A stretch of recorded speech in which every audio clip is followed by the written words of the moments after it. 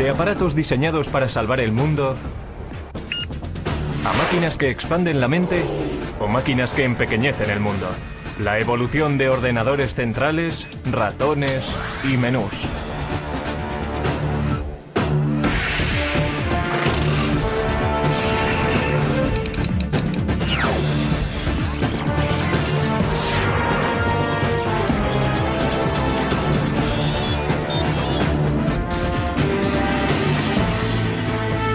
El ordenador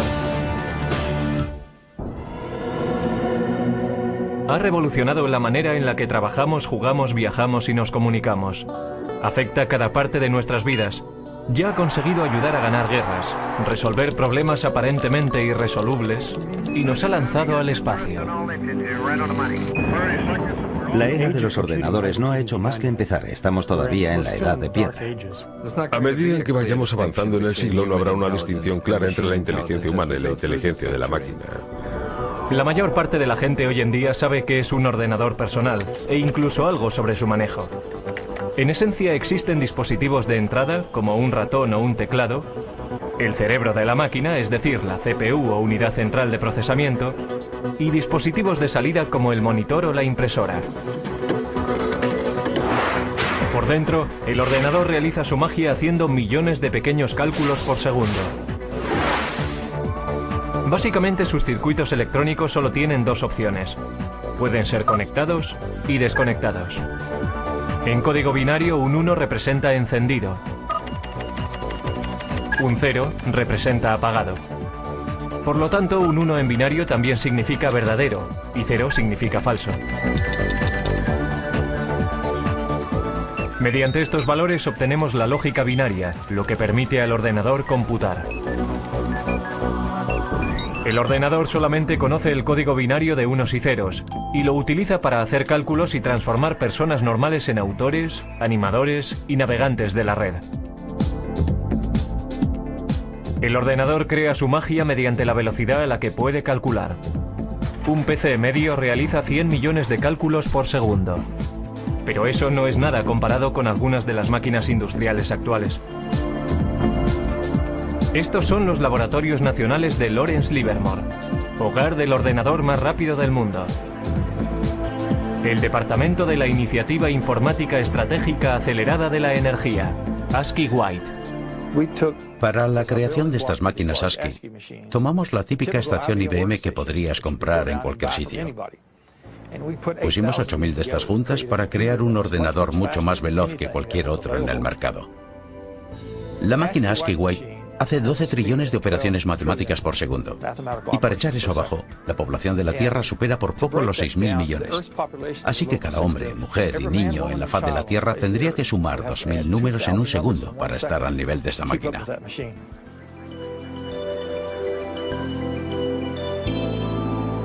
Como si fuera el guardián del silicio, el ASCII White está dedicado al servicio del país. Los laboratorios nacionales Lawrence Livermore son responsables de cerciorarse de la seguridad y la actuación de las armas nucleares de la nación. En 1992, el presidente George Bush prohibió las pruebas nucleares bajo tierra. Eso hace que sea muy difícil calcular el arsenal nuclear.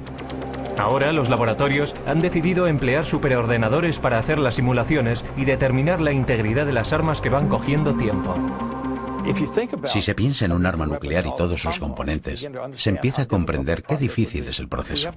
Tenemos que ser capaces de simular cada una de las partes, la física que tiene lugar dentro de ellas.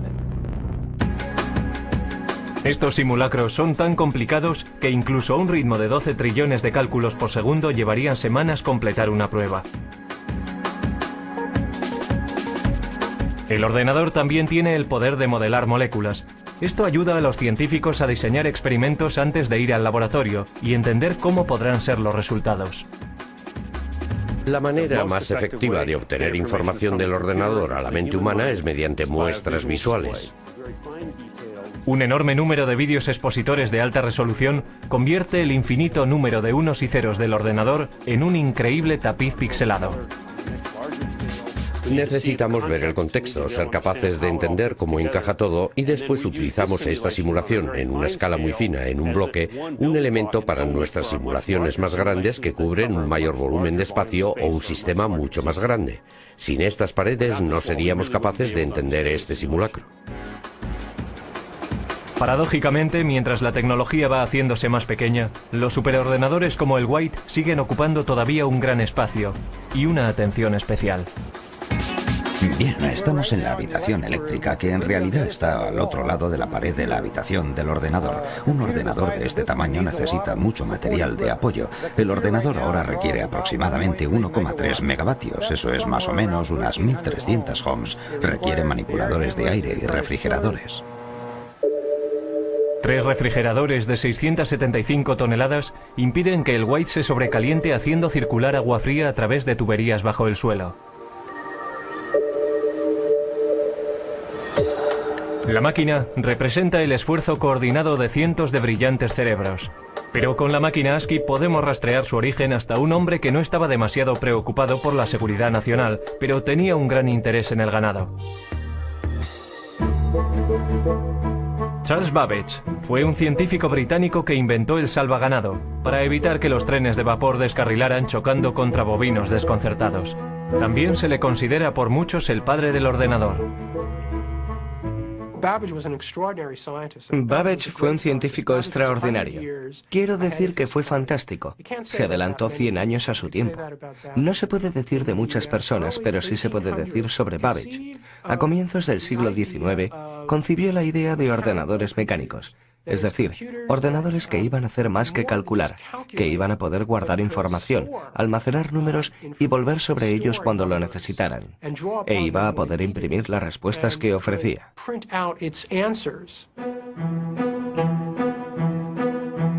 Como científico, Babbage confiaba plenamente en la precisión de tablas matemáticas, logaritmos y tablas de gravedad. Computar esos cuadros es lo que la gente conoce por ordenadores. Desafortunadamente, estos ordenadores cometían errores con frecuencia, enfureciendo así a su inventor. Errar es humano, pero para Babbage, ser humano no era suficiente. Primero previó un complejo sistema de engranajes y ejes que trabajaban juntos para hacer cálculos. Después de 10 años de trabajo, sin embargo, tiró el proyecto a la basura. Solo lo completó parcialmente para diseñar un aparato incluso más sofisticado. Una máquina que poseyera los componentes básicos de los ordenadores modernos. Las tarjetas perforadoras le proveían las entradas. Un mecanismo llamado el molino hacía los cálculos y el almacén guardaba los nombres como memoria. Lo llamó el motor analítico. El motor analítico hacía cálculos mecánicamente. Después de introducir los datos, el mecanismo tenía que ser accionado por una manivela, haciendo girar cientos de engranajes intrincados, ejes y ruedas numeradas para calcular los resultados. Babbage anticipó que la máquina de 15 pies de altura funcionaría a vapor por su tamaño. Pero Babbage nunca construyó una máquina. Su protoordenador se colapsó antes de que pudiera completarlo. Fue víctima de herramientas imprecisas y de la falta de fondos. Todo esto ocurrió 100 años antes de que se volviera a concebir la idea de un aparato así. Alentado por una eclosión de población en América, el siguiente paso en la evolución del ordenador vino al final del siglo XIX, cuando oleadas masivas de inmigrantes amenazaban con sobrecargar el censo americano de 1890. En 1887, la oficina del censo todavía llevaba la cuenta del recuento de 1880 a mano. Desesperados suplicaban por otra forma de tabular los resultados. Entonces fue cuando un anterior inspector del MIT llamado Hermann Hollerith introdujo una serie de máquinas que harían que el recuento del censo fuera tan fácil como contar 1, 2 y 3. Cada persona estaba representada por una tarjeta. Los individuos tenían que perforar las cajas relacionadas con su edad, sexo, raza y profesión. Los trabajadores del censo entonces introducían las tarjetas perforadas en las máquinas. La tabulación se hacía con electricidad.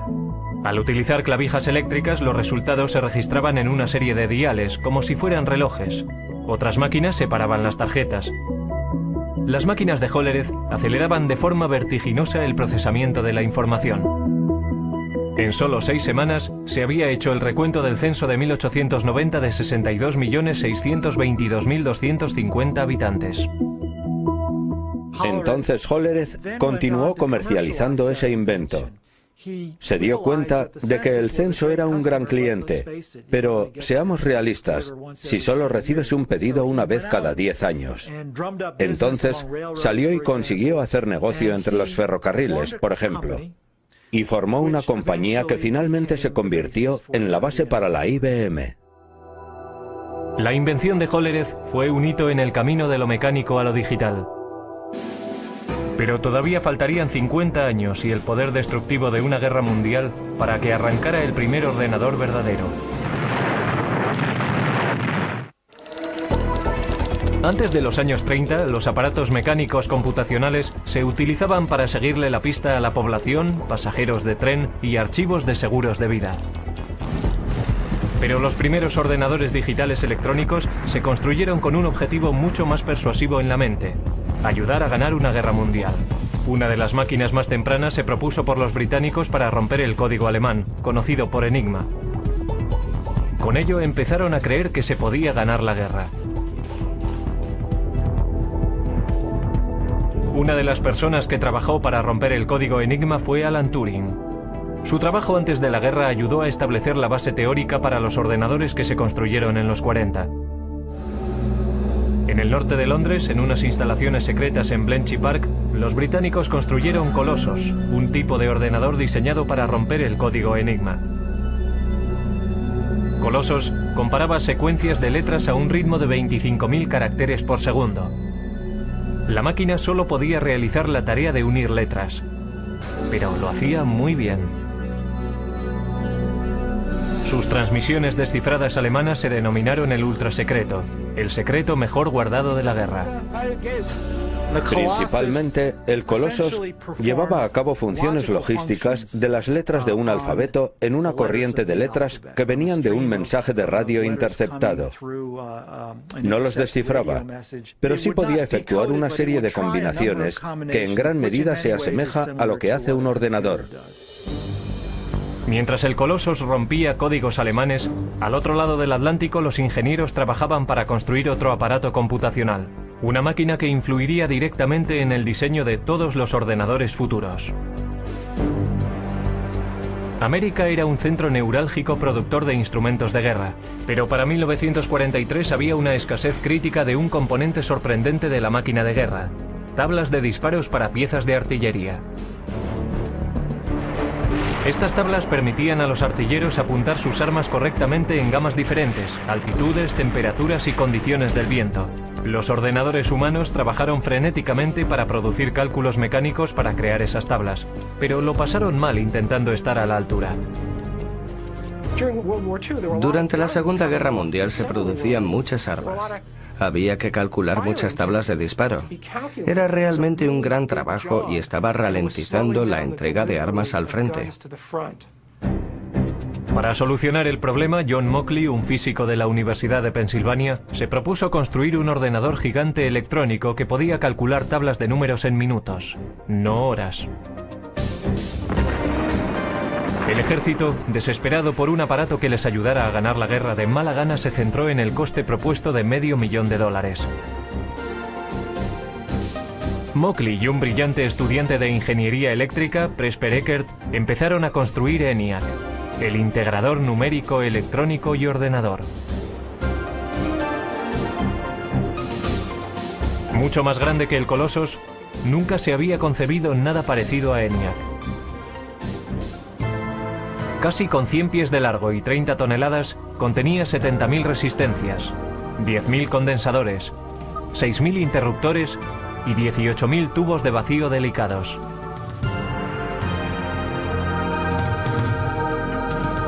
Los tubos funcionaban como bombillas. En una máquina cabían 18.000 tubos, por lo menos uno tenía que cambiarse cada pocos minutos. Después de 2 años de trabajo intenso, el equipo completó el ENIAC. 3 meses después, los japoneses se rindieron. Aunque no pudo acabarse a tiempo de ayudar a acabar la guerra, ENIAC fue una máquina maravillosa. Podía realizar 5.000 sumas, 357 multiplicaciones y 38 divisiones cada segundo. Lo interesante sobre ENIAC es que tenía una capacidad de propósito general.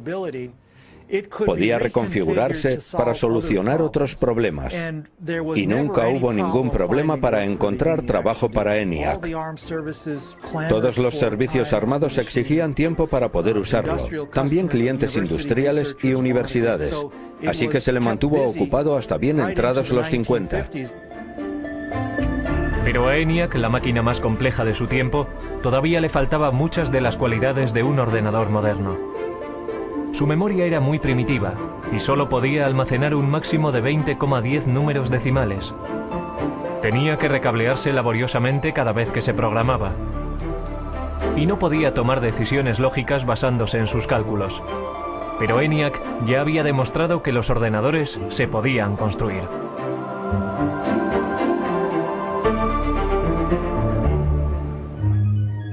Justo antes del final de la Segunda Guerra Mundial, John von Neumann, un consejero de Ecker y Mockley en el proyecto ENIAC, escribió un ensayo que iba a influir de forma definitiva en el siguiente paso del diseño de ordenadores. Von Neumann poseía una memoria fotográfica y era uno de los científicos principales enrolados en el proyecto Manhattan. El artículo de von Neumann delineaba la estructura de un ordenador moderno. El diseño comprendía una unidad de procesamiento y una unidad de control, memoria, entrada y salida. Pero lo más importante en la evolución de los ordenadores tendría su capacidad de programación internamente en su memoria. Internamente contenía programas para darle al ordenador su potencia y versatilidad, porque un programa interno puede modificar lo que hace, basándose en los datos o los resultados de las computaciones. El trabajo de von Neumann proponía una máquina que realmente poseyera una capacidad general de propósito. En su trabajo describió los atributos del ordenador, cómo tenía que organizarse de forma lógica. Esto es, necesitaba tener un procesador central donde los cálculos se pudieran llevar a cabo. Necesitaba una memoria donde los datos de programación pudieran ser almacenados. Y necesitaba tener una unidad de salida y una unidad de entrada de algún tipo. Trazó el plan lógico, el mapa para un ordenador, y señaló la dirección que había que tomar para el futuro. La idea para almacenar programas internamente era la última llave para desarrollar el verdadero ordenador con un propósito general. Pero si fue o no la idea de von Neumann es algo que se ha debatido con vehemencia recientemente. Ecker y Mockley, que habían trabajado con von Neumann, dijeron que habían formulado programas internos como parte rutinaria de su trabajo al construir ENIAC. Sin embargo, Ecker y Mockley no fueron incluidos como autores en el artículo y se sintieron traicionados. Pero al darse cuenta de que el ordenador encontraría un lugar en el mundo de los negocios, Ecker y Mockley formaron su propia compañía. Empezaron a trabajar en una máquina que llamaron UNIVAC, Ordenador Universal Automático. A diferencia de sus predecesores, UNIVAC era una máquina amable, diseñada para solucionar problemas científicos o militares. Podía diseñarse para satisfacer varios propósitos. El UNIVAC también constituía el primer ordenador en poder fabricarse en masa y venderse comercialmente. La máquina podía ser programada para toda una serie de tareas de procesamiento de datos como nóminas, inventarios y facturación. Unidades de cinta compactas y magnéticas almacenaban datos y los resultados se imprimían automáticamente. Todavía muy poca gente entendía qué grado de utilidad tendría un ordenador. Esa percepción cambió drásticamente en la noche electoral de 1952, cuando la CBS utilizó el UNIVAC para predecir el resultado de la carrera presidencial entre Eisenhower y Adelaide Stevenson. Los sondeos decían que la carrera presidencial estaba muy justa. El UNIVAC calculaba de otra forma. Los ingenieros introdujeron los resultados de los precintos seleccionados del este, antes de que cerraran los colegios electorales en el oeste. Los expertos pensaron que había sido una carrera muy apretada, pero el UNIVAC predijo una victoria electoral arrolladora para Eisenhower. Incluso la CBS no creyó lo que decía el ordenador y dudó en dar a conocer sus resultados. Pero al final el UNIVAC tenía razón. El poder y la utilidad del ordenador habían sido probados. Después del éxito del Univac, varias empresas empezaron a ver un futuro en el desarrollo de los ordenadores. IBM empezó a darse cuenta de que los ordenadores serían cada vez más pequeños, más baratos y más fáciles de manejar, y que habría un lugar en los negocios para estas máquinas que, desde luego, a la larga, sustituirían a la tecnología de las tarjetas perforadoras. Para comienzos de la década de los 60, IBM dominaba el gran mercado de los ordenadores. Los negocios empezaban a depender de los ordenadores. Las máquinas se iban haciendo cada vez más pequeñas, gracias al cambio de tecnología de tubo a los transistores, a la tecnología de los transistores. Y la carrera hacia la Luna iba a hacer que los ordenadores fueran aún más pequeños. En 1961, Norteamérica iba a la zaga de Rusia en la carrera por el espacio. En el incesante intento de ganar a los rusos, el objetivo de la NASA era que el hombre llegara a la Luna. No iba a resultar fácil. Cuando comencé a trabajar en la NASA en 1962, el primer día me dieron una regla de cálculo de 20 inch. Nuestros cálculos se hacían principalmente en calculadora de bolsillo. Teníamos un número de personas a las que asignábamos nuestras hojas de datos, y su trabajo consistía en trabajar con sus pequeños cálculos. Pero los astronautas no podían confiar en reglas o calculadoras de bolsillo en el espacio. La misión requería un ordenador guía sofisticado. A principios de la década de los 60, sin embargo, una máquina tan potente como la que necesitaban ocupaba toda una habitación. La NASA intentó reducir el tamaño del problema. Afortunadamente, el primer gran avance en el camino a la miniaturización ya había tenido lugar. En 1947, 3 científicos en los laboratorios Bell inventaron el transistor. Un transistor ejecutaba la misma función de encendido y apagado que los tubos de vacío, pero era mucho más pequeño y más fiable. Los transistores se hacían con silicio y cable diminuto. El silicio es un semiconductor. Si se aplica un voltaje pequeño, se comportará como conductor, permitiendo que pase una corriente entre los cables. Si no hay voltaje, actuará más como un aislante bloqueando la corriente. Esta característica del silicio es lo que permitió a los transistores hablar el lenguaje binario de los ordenadores. Y harían del silicio la base para la industria de estos. El siguiente paso en la miniaturización tuvo lugar en 1959, cuando Robert Noyce y Jack Kilby, ingenieros para fabricantes rivales de transistores, llegaron a los mismos avances de forma independiente y que conducían a la misma idea revolucionaria. Toda una red de componentes electrónicos, transistores y todo incorporado en un solo chip de silicio. La gran innovación en la electrónica se llamó el circuito integrado. En 1969, 5.000 circuitos integrados componían el corazón de cada uno de 2 ordenadores idénticos. Uno en la órbita lunar y el otro en la Tierra. Para su tamaño, estos eran los ordenadores más potentes de la Tierra. Mientras Neil Armstrong daba un pequeño paseo en el polvo lunar, Ted Hoff, un ingeniero con la compañía de chips Intel, estaba dando un gran paso en el proceso hacia la miniaturización. Estaba desarrollando una idea que pondría todo el ordenador en un chip de silicio, el microprocesador. Era la invención no solo de circuitos integrados, sino de un tipo particular de circuito integrado, el microprocesador, que hace posibles los ordenadores personales de hoy en día.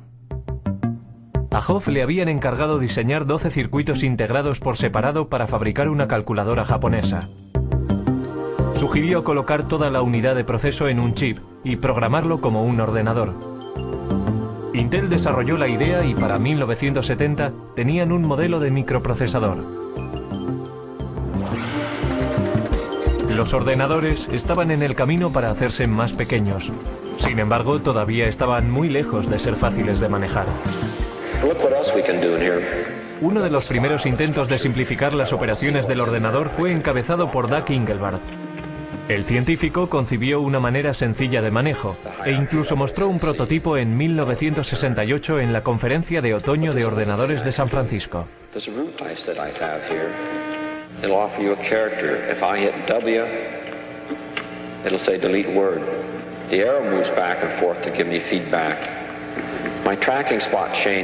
Soldando un teclado y un aparato para señalar que llamó ratón, Engelbart trabajaba con un ordenador a 30 millas de distancia, unido por microondas, y demostró que se podía procesar palabras en un hipertexto.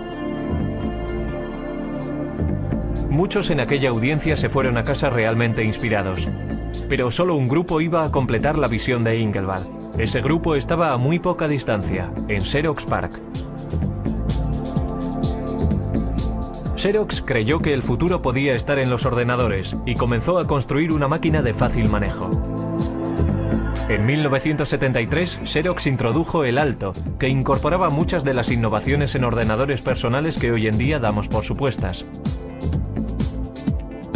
El Alto tenía un ratón, una interfaz gráfica, estaba construido de forma interconectada e imprimía en una impresora láser. Debería haber revolucionado la industria, pero a $18.000 cada máquina.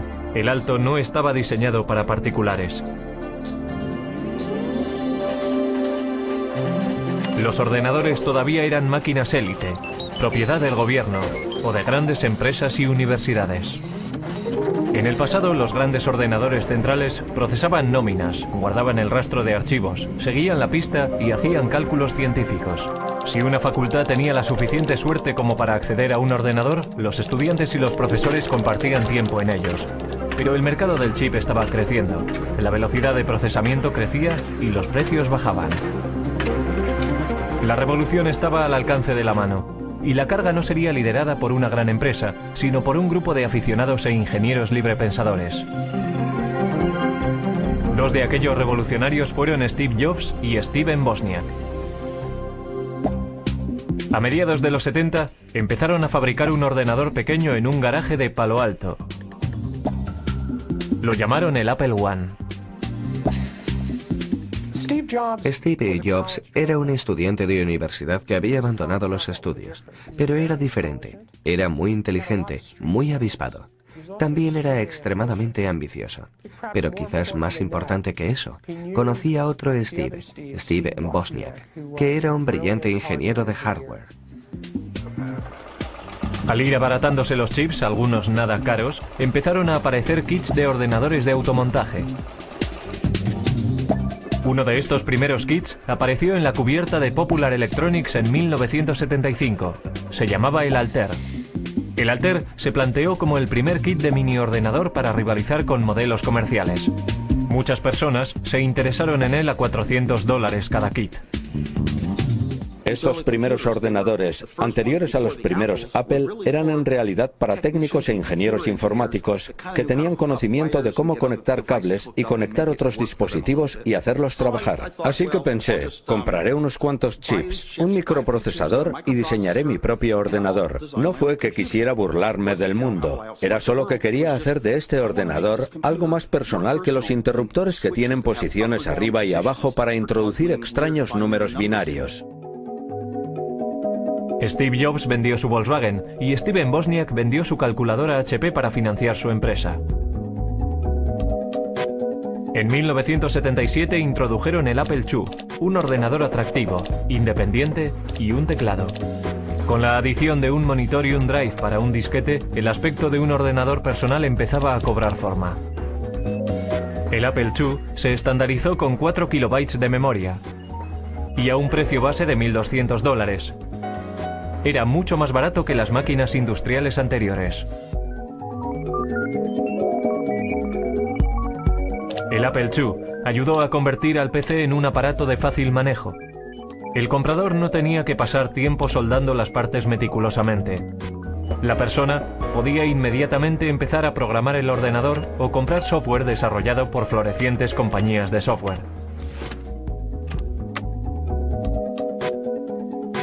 Con la esperanza de quitarle una parte de la cuota de mercado, en 1981 IBM introdujo su versión de un aparato ordenador personal, conocido simplemente por PC. Las ventas continuaron creciendo a principios de los 80. Pero antes de que el ordenador personal inundara todo el planeta, la máquina todavía había de simplificarse para el usuario, algo que cualquiera pudiera manejar.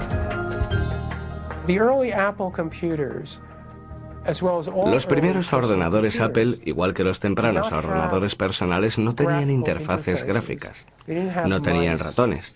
Tenían lo que se conoce como una interfaz con línea de comandos. Esto es, uno tecleaba las instrucciones en el ordenador y las instrucciones aparecían como texto en la pantalla. Inspirados por el trabajo llevado a cabo en Xerox PARC, Apple tomó muchas de las mejores características de los ordenadores de Palo Alto, como la interfaz gráfica y el ratón, los mejoró y fabricó una máquina al alcance del bolsillo. Apple introdujo el ordenador Macintosh en 1984.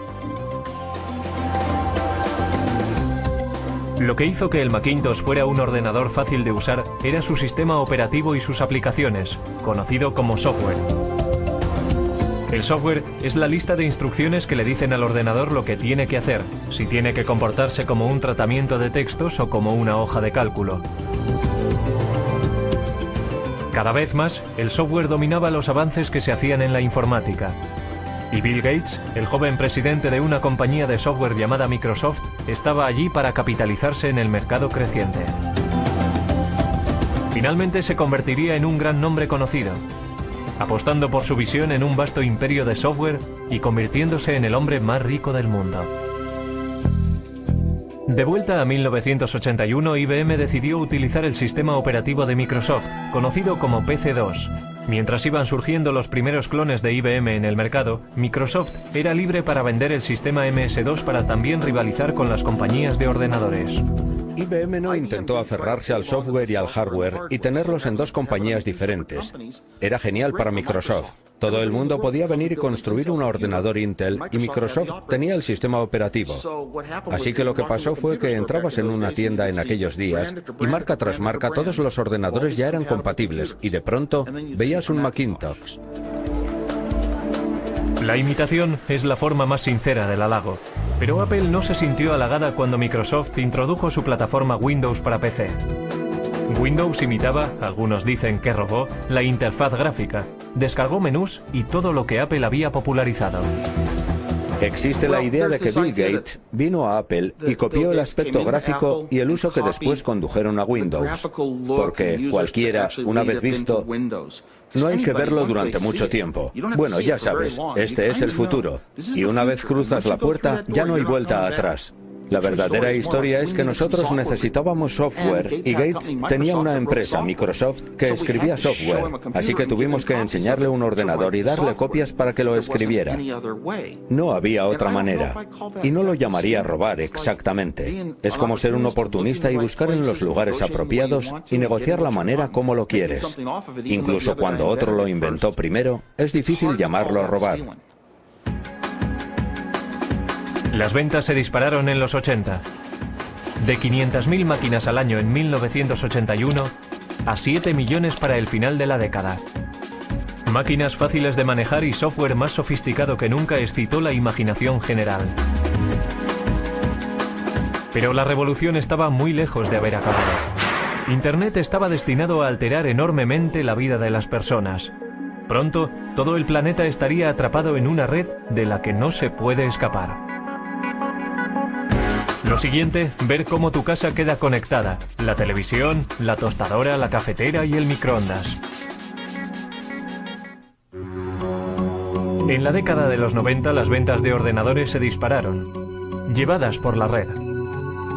Yo diría que Internet es más importante que los ordenadores personales, aunque necesitas un ordenador personal para utilizar Internet. Es como, ¿qué es más importante? ¿Las calles o los coches? La web nos conecta, pero no de forma tan restrictiva como antes. La tecnología sin cable nos hace móviles. Ya hay asistentes digitales y aplicaciones de la web que siguen cambiando el aspecto y el papel de los ordenadores. Los microprocesadores están en todas partes. La línea divisoria entre ordenadores, teléfonos móviles y otros productos electrónicos es muy difusa. Es el continuo empequeñecimiento de la tecnología del chip lo que está espoleando la evolución. Lo que tengo aquí es una unidad de fabricación de tecnología de silicio. Y este ejemplo concreto es una lámina de microprocesador de Pentium 3. Eso es más o menos de 8 inches de diámetro. Y tiene capacidad para 200 microprocesadores Pentium 3.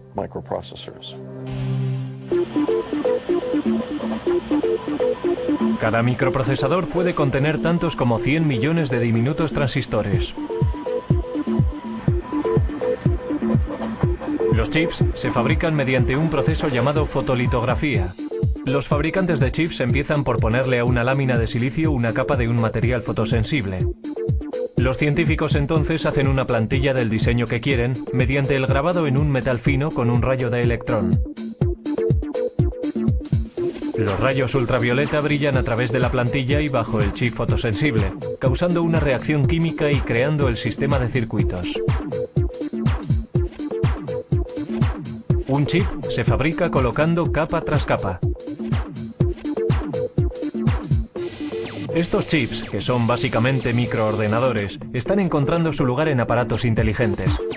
Hay discretos ordenadores escondidos en los aparatos del día a día y hablan entre ellos vía web y mediante otras tecnologías sin cable. Resulta que todos estos aparatos, todas estas cosas que están en casa, y realmente tenemos unos 100 microprocesadores diferentes, se conectan a Internet. Todas se pueden conectar a una red en casa y permiten a las personas conectarse a todos los recursos que existen en Internet.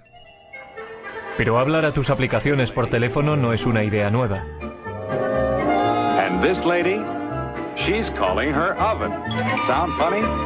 Actually, it's something that could happen in the future, thanks to a Westinghouse idea still in development that makes it possible to operate your appliances by telephone. Probablemente llama o manda un mensaje. Hoy puede que no veamos la necesidad de llamar a nuestros hornos, pero ¿no estaría bien que nuestro frigorífico hiciera la compra?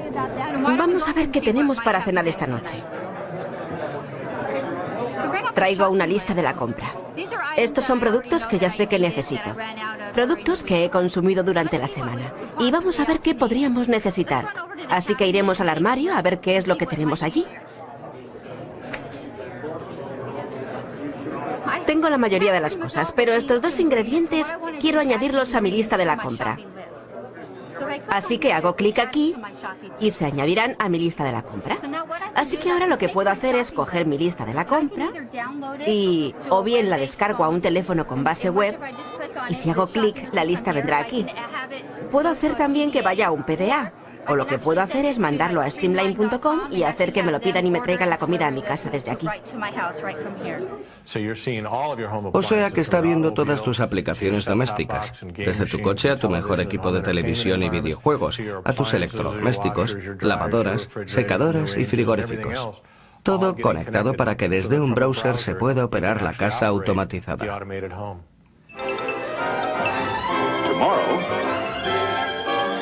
Westinghouse telephone control may allow you to feed your pets,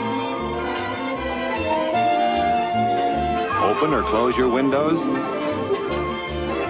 operate any of the appliances in your home, even if you're miles and miles and miles away. Si estás fuera de casa y viene alguien y toca la puerta cuando está conectada, alertará a mi teléfono. Entonces estoy fuera y desde mi teléfono puedo hacer varias cosas. Puedo llamar a mi casa, hablar con la persona, puedo descargar la imagen de quién es, puedo ver si es uno de mis hijos que se ha olvidado la llave, puedo ir más allá con mi teléfono porque puedo controlar la puerta y dejarles pasar. A continuación, ordenadores del futuro que disparan la mente. Dentro de 10 años los ordenadores no serán objetos que trasladamos de un sitio a otro. Estarán en nuestras gafas lanzando imágenes directamente a nuestra retina. Siguiendo una tendencia antigua en el mundo de los ordenadores, las cosas se están haciendo más pequeñas. Mucho más pequeñas. Hewlett Packard está trabajando en un ordenador molecular. El Dr. Stan Williams planea utilizar moléculas en lugar de unos y ceros eléctricos para hacer funcionar un ordenador. Por supuesto que un interruptor es algo que puedes encender y apagar, así que si piensas en una pared de interruptores, la gente habla del mecanismo de apretar un botón que se llama flip-flop de conmutación. La manera en que las moléculas se modifican es simplemente mediante el cambio de forma. Cuando tienen una forma están encendidas, cuando tienen otra forma están apagadas. Una corriente eléctrica podría apretar el interruptor mecánico, convirtiéndolo en el mecanismo fundamental de la informática digital. Pero, ¿cómo se conecta todo? Trabajamos duramente en lo que se conoce en la comunidad científica como kits para montar uno mismo. En otras palabras, sabíamos que sería demasiado caro y muy difícil de construir cables diminutos del tamaño de moléculas usando las técnicas estándar de la litografía y el grabado. El Dr. Williams y sus asociados desarrollaron cables moleculares paralelos, cada uno de 2 átomos de lato y 8 átomos de ancho. Resulta que no planificaron ni redactaron estos cables. No les dijimos dónde tenían que ir en ningún caso. Esencialmente depositamos una pequeña cantidad de iridio en una superficie de silicio, lo calentamos y se produjo una reacción química entre los dos materiales, y el resultado de la reacción química fue una serie de cables que ven detrás de mí. El Dr. Williams previó construir ordenadores moleculares mediante la retención de moléculas individuales entre 2 juegos de cables. Con este tipo de memoria molecular podríamos construir tanta memoria en cualquier cosa del tamaño de una uña. Podríamos almacenar fácilmente toda la biblioteca del Congreso en ella. Otras investigaciones están trabajando en futuros ordenadores que puede que utilicen ADN o incluso partículas de cuanto. Con el almacenamiento masivo y el poder verdadero de la informática, la siguiente generación puede que sean ordenadores modelados según el cerebro humano. La inteligencia artificial en la ciencia y en el arte de fabricar ordenadores hace cosas que nosotros consideramos que requieren la inteligencia humana. Estamos desarrollando sistemas que pueden ser parejos o incluso superar a la mente humana dentro de nuestros dominios. Si se trata de jugar al ajedrez, diagnosticar una enfermedad, guiar misiles crucero a través de terrenos, tenemos un sistema que puede operar al nivel humano dentro del marco de estas tareas definidas. Lo que no tenemos todavía es sistemas que puedan entender el lenguaje humano con la flexibilidad de los humanos. Eso llegará. Alan Turing fue un arquitecto informático temprano que trabajó para desmontar el código Enigma durante la Segunda Guerra Mundial. En 1950 previó un tiempo en el que los ordenadores podrían ser capaces de pensar. Cuando el superordenador Deep Blue de IBM ganó al campeón del mundo de ajedrez Garry Kasparov, algunos perdieron el respeto al juego. Pero otros reconocieron que esto era un signo de que las máquinas inteligentes llegarían.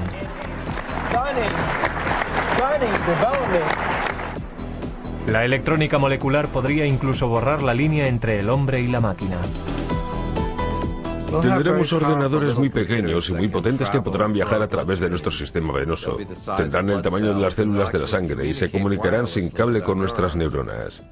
Así que seremos capaces de agrandar nuestra capacidad de pensar, velocidad de pensamiento, aumentar la memoria humana, incrementar nuestras habilidades cognitivas y modelos de reconocimiento mediante la combinatoria de nuestra inteligencia biológica con estas nuevas formas de inteligencia no biológica. Los ordenadores capaces de pensamiento cognitivo alegran a unos y atemorizan a otros. Lo veo como algo derivado de la inteligencia humana. En muchos casos serán copias de la inteligencia humana y encarnarán nuestros valores. Quizá por eso estamos preocupados, porque sabemos que la naturaleza humana en sí misma es dual. Tenemos una parte muy creativa y también una muy destructiva, y la tecnología está multiplicando eso. La tecnología es un arma de doble filo, capaz de producir tanta destrucción masiva como abundancia sin precedentes. Pero mirando al pasado, puede que la sociedad sepa cómo dirigir el ordenador del futuro.